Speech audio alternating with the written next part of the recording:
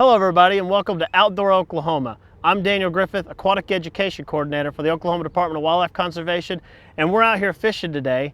And we got a great show lined up for you, going over some of the basics on how to get started fishing. And then also we're going to take a visit to a worm distribution place to show you how the worms that you're fishing with want to go from the ground all the way to that cup that you're using.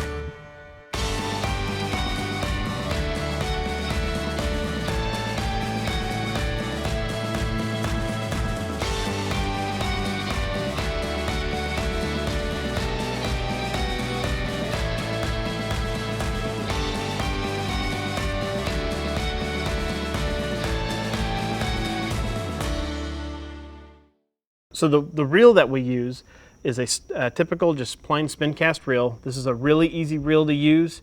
It's any of the fishing clinics that we use here in Oklahoma or anybody we're introducing fishing to, this is what I highly recommend that you use. It's pretty simple because there's just you just use this button back here to operate, to release the line. There is a bait cast and a spin cast reel that you could also use, but this is the most simple form for anybody starting fishing. So let's go ahead and get started here. And the first thing I'm going to do is I'm going to go ahead and tie my hook on. And we use, fishing clinics in Oklahoma, we use what we call the improved clinch knot. It's probably one of the easiest knots for you to learn to use. And the first thing that you want to do is take your hook and run the end of the line through the eye of the hook. Okay, and then you're going to twist that line 5 or 6 times. And once you twist it, you're going to take the end of your line and run that through the loop right below the eye of the hook. And as you do that, you're going to create a second loop. Do this with that one.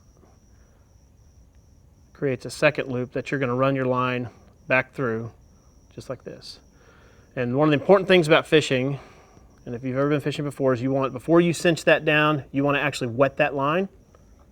You can use your mouth, or if you're near the pond or the lake or something, you can get it wet in there. And then cinch that down nice and tight, but you don't want to pull it too tight. And when you're complete, you should have a little bit of a tail, and that's where you bring your line clippers in. And don't cut it too close to the knot because it will undo, but you want to leave just about maybe about a 1/4 of an inch of that little bit left right there. So, and that's how we got our hook on there. Next thing we're going to do is we're going to attach this split shot weight. And if you'll notice, it has a groove right there in the air. Kind of looks like a little Pac-Man. And then there's also these little wings on the back of it. That's what they're referred to as wings. And those wings are designed so that once you clip this on there, you can actually take it back off. And the way we're going to do this is we're going to take this little deal, put it right on the line. And then once you put it on the line, you grab your pair of pliers. And you don't want to squeeze too tight, but you just kind of crimp that down. And what it does is that it basically just crimps that onto that line, okay? And it'll stay on there. Now, if you need more weight, so if you're fishing somewhere where maybe the water's moving and you want to get down deeper quicker, you can actually just keep crimping on more of those. And to take it off, let me show you real quick. If we want to take that off, you see those little wings. If you take your pair of pliers and you squeeze those wings together, it'll open that mouth up and let you take that back off. And again, we can put it back on there. Run that line down in there and pinch that back on. So again, it's a reusable split shot weight.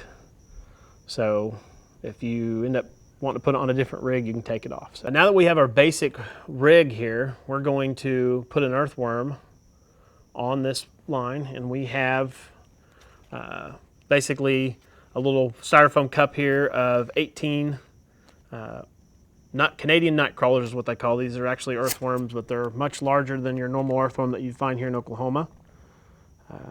Now, with a hook this size, you're not going to be able to put this entire worm on there. So if you're a little squeamish and you don't like doing this, you can use scissors to cut these worms or any other type of like a knife or something to cut them. But typically when I'm out there, I'll just take about a 1-inch piece of that worm and pinch it, put the rest of the worm back in my cup. You want to keep those worms nice and cold so they don't go bad. And then get our hook here. And there's a couple different ways. That you can put this worm on the hook. There's one that a lot of people call like the sock method, where you just put it on like, you just take the worm and you slide it right up on there like a tube over the hook. And the key thing you do when you put this on there is you want to make sure that that point of the hook is not exposed. So you slide the worm all the way onto the hook, and if you'll notice, the worm is the shape of a J, just like the hook, and actually he just moved on me. But you want to make sure that that worm is covering the tip of the hook, just like that. Okay, because if that tip of the hook is exposed, fish may see it, but also you want the fish to bite where that tip of that hook is. So that's basically the tube method or the sock method of just sliding that worm right on the hook. Good deal. Okay.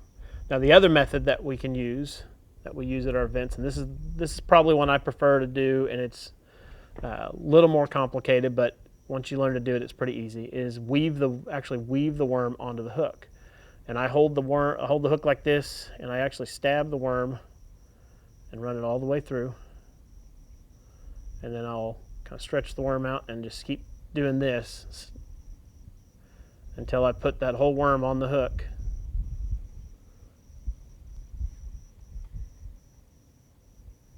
And again, once I finish with this method, I want to make sure that the worm is down here on that bend of the hook, and that hook tip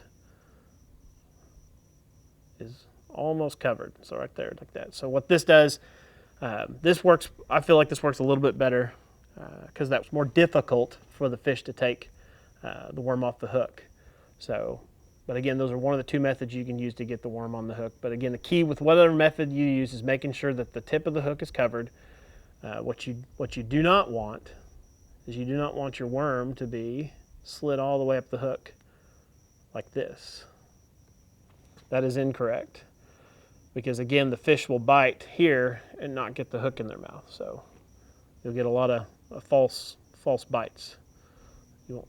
So again, that's the other method of just weaving it on there. All right, so we finished putting this worm on there. So let's talk a little bit about these worms. And what I have here is some worms that you can purchase from the store.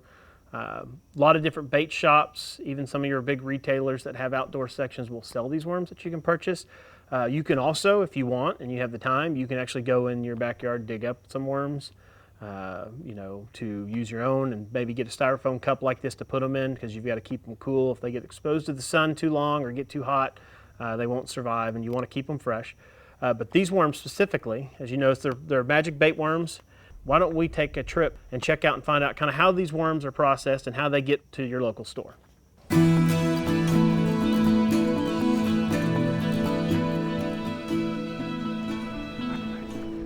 Hey, Kelly. Hey, good morning. Good to see you. You think you can show me around? Sure. Okay. Well, Kelly, excited to be here today. Tell me exactly what is it you guys do here? We actually package worms for wholesale distribution. We take them to Texas and Louisiana. These worms come from Canada, and we package them up however the customer wants them, in cups of 12, 18, or 24, and we just start delivering to them. One of the things I do is I'm Aquatic Ed Coordinator for the Wildlife Department, and part of that consists of us introducing youth, mainly youth, into fishing, and you guys as a business play a big role in that. So how do you guys, feel about that and that part you guys play in providing worms for those events? It makes me feel good. I fished with my dad and I loved it, and I would like to have those kids have the same experience and keep on fishing. Why don't you kind of show me what we got going on here and show me the process. This is the actual cupping process. Right now they're making green worms. Okay. And what we do is they just bring a flat, which has about 500 worms. They dump it out. They have to physically go through these because you've got big worms, you got little worms, sick worms, dead worms. If you put a sick worm in the cup, it'll make the rest of the worms die. So they hand pick each and every one of these cups. Okay. And then over there they have the dirt that we use, and it's mixed with a special powder. And we put that in the cups, and the worms eat it for about 2 weeks, and they turn green. Green worms. Green. I've never seen green worms. They're a novelty. How many worms in general do you guys deal with in a month? Anywhere from 1.5 million to 2 million, depending on the time of year, whether it's spring, hot, cold. Worms obviously aren't the only thing you guys do. You talked about weights and sinkers a while ago, so why don't we go check out how that process is? Okay, I'll show you how we make them.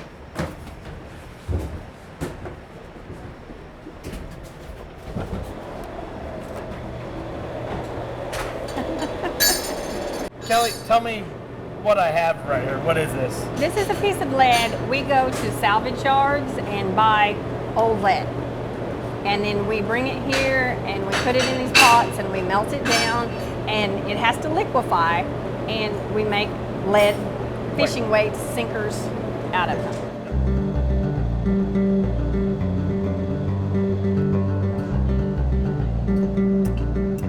So Kelly, after they process the worms, where do they go? We bring them back into this cooler and we keep them in here until Monday and Tuesday of each week when we load them up and we do all our deliveries on Mondays and Tuesdays. I think you also mentioned this is also where they start off. Right, this is where the flats are, and when the truck comes from Canada, we unload them into here and they go from this side of the cooler unpackaged to this side of the cooler packaged. Let's go check them out. Ooh. It is really cold in here. Yeah, it's 38 degrees. Okay. And it looks like on one side you have your processed worms, and then on this other side over here, it looks like we have the worms that are shipped just to you guys and are ready to be processed. Right. You've played a big role in providing worms for our Wildlife Expo, and we obviously want to thank you for that. Anytime. Yep. Thank you today for everything, Okay. Kelly. Thank you guys. Yep. How neat is that to see how all those worms are processed, how they come from Canada all the way here to Oklahoma, and every single one of those worms is processed and handled and placed in the cup that you purchased from your bait shop. Now, one of the things that I get asked a lot about is not just equipment for beginners, but also equipment for current anglers. So why don't we take a visit to a local tackle shop here and visit with them about some of the options you have for rod and reels and other tackle that you might use to take fishing.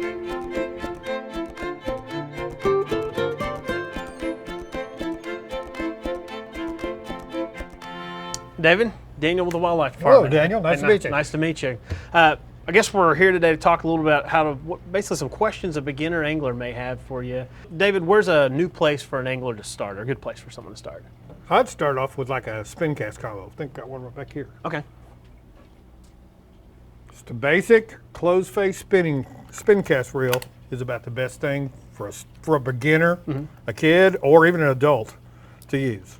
Okay. I mean, these are the old Zebco 33s. They started in Oklahoma years ago. That's a very good way to start. I mean, it's very simple. It's all closed.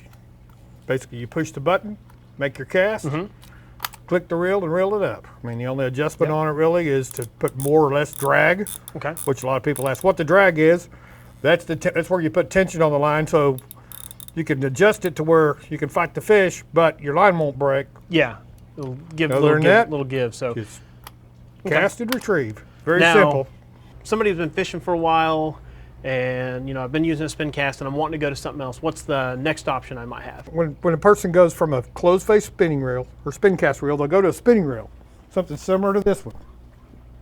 Okay. It basically works the same way. It's just open. You've got your spool with your line on it. You take your finger, you grab the line with it, you open the bail, and you use your finger to release the cast. And then you close it and reel like this. Yeah. On this one, your only adjustment you really have is that your drag is up here. These are a little more complicated than this, but not much. Okay. I mean, it's very simple. It's very simple reel to use. You're controlling the line from the outside instead of inside with a closed face. Yeah. Okay. And there is one more option that somebody has if they want to go a little more sophisticated. Yeah, you can go with the bait cast reel. Okay. With the bait cast reel, this is more for your bass fishermen primarily use this. Bass fishermen, cat fishermen, cat fishermen will use the round type, but the low profile reels have become very popular because they're very smooth, they're pretty easy to use. With this one, you adjust the reel to where the bait actually pulls the line off of that spool. That's why you want that spool, you want to adjust it to where when you throw your bait, the spool actually turns instead of where the spool's stationary. On this one, the spool turns. So you have to adjust it a little more. It takes a little more experience or a little more practice to get to throw it. But once you get to use this, you can use larger lines on a small reel. You can control your fish a little better, and it works great for throwing, crankbait type baits, worm type baits, spinner baits, things like that. A little bit bigger baits. Your bait cast type reel works a little better for those type baits. Okay. David, thanks for showing these rods and reels to me. Why don't we move over to maybe what's the type of hook that somebody might start off with for a beginner that's maybe just using a simple worm to fish Okay. with. Can you show me Let's that? go Okay. back here to the hook wall. All right, David, so we're here where you got some hooks. Show me kind of what's a hook that the first hook someone might use if they're just wanting to use a basic worm to fish with. Yeah. Most people usually start off, fishing with a bobber, fishing with worms, like a number 4 Aberdeen type hook is, there it is, it's a thin wire hook. They're small, so they fit in the fish's mouth. They're easy to get them out of their mouth too, without really hurting the fish. You can actually catch and release all day long with a hook like that with no problem. Okay. So what is something else like somebody might, if they're not wanting to do sunfish or perch or something like Well, that? if they're catfishing, bass fishing, we usually go to a bait holder. Anywhere from like a size 2 to a 1/0. And it's a little bit bigger hook. It's a little bit tougher hook. It's got little grips in there to kind of hold the bait on a little better. That's why they call it bait holders. But we sell a lot of the bait holder hooks to guys, especially bass fishermen and cat fishermen. Okay. And I know there's such thing as treble hooks. So you got a treble hook here that someone might use to start off with? Right here. A lot of guys fish punch baits, dough baits, things like that. A number 6 or a number 4 treble hook is a very good hook. Okay. Very good hook for that. Is there any other type of specialty hooks that might be good for different type of species of fish? Whenever you get into especially bass fishing, there's tons of different hooks. There's, well, first of all, let's talk about a circle hook. We'll just go down through the aisle here. The circle hook is a weird oddball looking hook. They claim this hook will basically hook them themselves. A lot of cat fishermen use these using cut baits and some live baits, but the hook's got a real funny looking bend, almost like a circle with that point on it. So when the fish hits it, it just kind of rolls in their mouth and kind of hooks himself. All right, the kale hooks are very good for live bait. I've noticed a lot of the striper guides use a kale type hook down there. It's got a real weird bend to it with the sharp. They'll put their shad. A lot of guys use them for minnows, and it's a very good live bait hook. When you get into bass fishing, there's all kinds of hooks. There's probably the most popular is what they call an EWG offset worm hook. And that's They'll use that for an artificial yes, worm. for putting like plastic worms. It's got a funny looking bend, so they can put the worm in there and make it weedless, where they can drag it around, Drag it through brush vegetation. and woods, vegetation, without getting hung up. Okay. All right, David, so we've talked a lot about the hooks, so I guess a weight might be the next thing someone's wanting to get a hold of. So let's go look at All right, some right weights. around the corner here. All right. So David, we're here with the weights, and one of the rigs that we use for the aquatic education program is just a simple hook, weight, and a bobber, and we use a split shot weight. So show me some of the split shot weights you guys have. Okay, here's one. Here's a little bit bigger one. We'll show you just a split shot weight. It's just a little round. And this is a removable split shot. It's got a slit in it where you actually put the line in it and crimp it, and you weight it to where it'll hold your bobber up. And then to remove it, you can actually squeeze on it, and it'll open it back up to where you can reuse it again. Okay. But just a bullet weight. They come in any size from what they call a BB all the way up to about a size 7. It's about a 1/4 ounce. Okay. So what's something, if I'm, probably use that to catch sunfish or perch or something like that. So what would I go to next? Okay, probably the next popular style of weight is called a bass casting sinkers. Okay. These things go anywhere from an 1/8 ounce up through about 3/4, and they even go into, they go into the bank sinkers and get up to about 8 ounces if you use a bank sinker. But it's just a little weight with an eye on it to where you can tie it on, and usually put it below, put your hooks up above, tie your lines out. Okay. All right, and then we did talk about the hook that you'd use for like a artificial worm. So what's a weight you'd use if you're using that? Most of your bass fishermen use what they call a bullet weight. It's shaped a pointed weight. What it's made for, like when you're fishing with a worm, you can it's got a point on it. It's a weight with a point on it to where you can actually get that bait to go through vegetation, around wood, where it doesn't get hung up. But we also carry the tungsten. Tungsten is a very hard material. It's a very heavy material, and they're more compact. It's heavier than lead. Well, that I think does a pretty good job covering the weights here. So why don't we, kind of the next thing, maybe talk about bobbers or, or corks? Sure. So let's Right go over here. Let's go talk about those. All right, David, so we're here where you got your bobbers. Now show me, we use kind of just a typical plastic little, round bobber, and you have some of those, so show me some of those. And then It's a typical round bobber. Okay. Just a little round float. It's a spring float. It has a little hook on the bottom of it where you can actually throw your line in there and you clip down and it puts tension on it. Whatever depth you want your line at, you just set it right there. Throw it out. You want to weight it to where it's about halfway on the water and watch for, it's just a strike indicator. When the fish hits it, it'll usually go down or wobble or go down. Okay. The smaller they are, the more sensitive they're going to be. The bigger they are, the more buoyant they're going to be. Okay.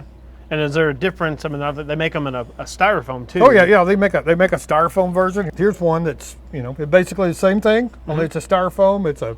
That one is actually a cigar, what they call a cigar shape. Okay. And then there's also some what you referred to me as the pencil-shaped bobbers. Yep, the pencil-shaped bobbers. Here's the pencil. These are balsa right here. And these are a little different. They're a long stick. They have a spring on them where you actually pull the spring back, and there's a little slit right there. You put your line in, and then you let it go, and it'll be right. Basically it's a stationary cork. So whatever depth you set, that's where it's going to be at. How about we go over and talk about maybe some of the more advanced type lures and artificial stuff that people can get. You bet. Let's do that. Okay. All right. Well, David, you've got some artificial lures here in front of us today, and maybe something that's a little more advanced that people want to try something. So tell me a little about these. Probably a very popular bait for that is the crappie jig.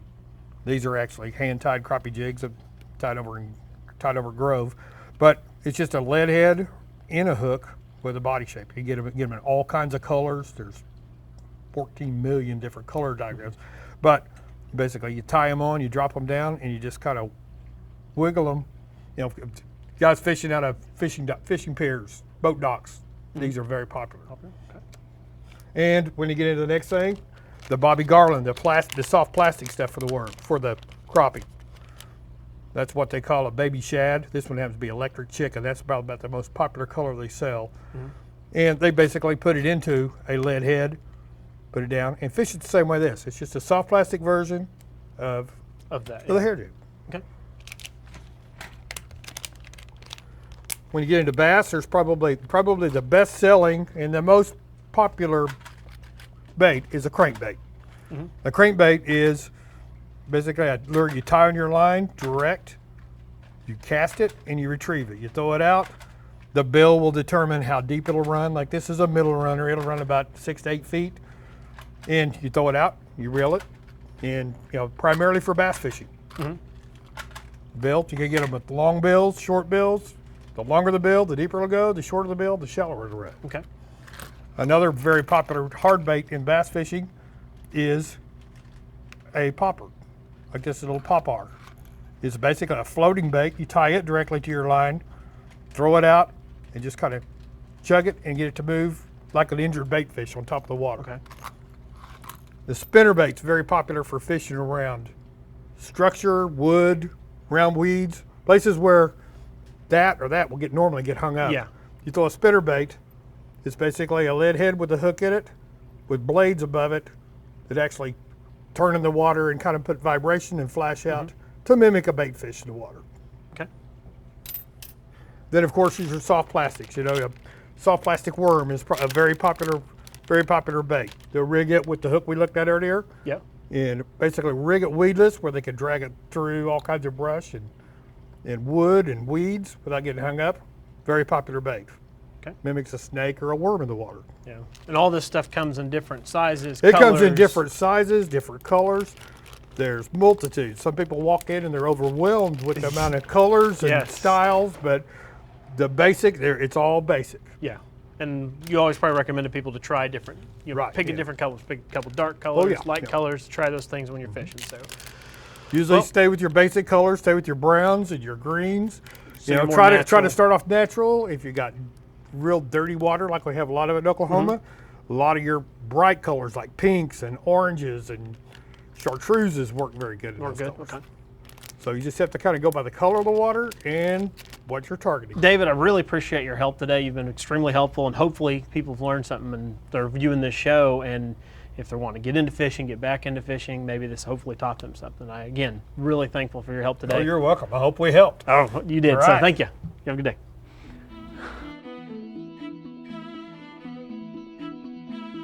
Here, wave, wave, real big.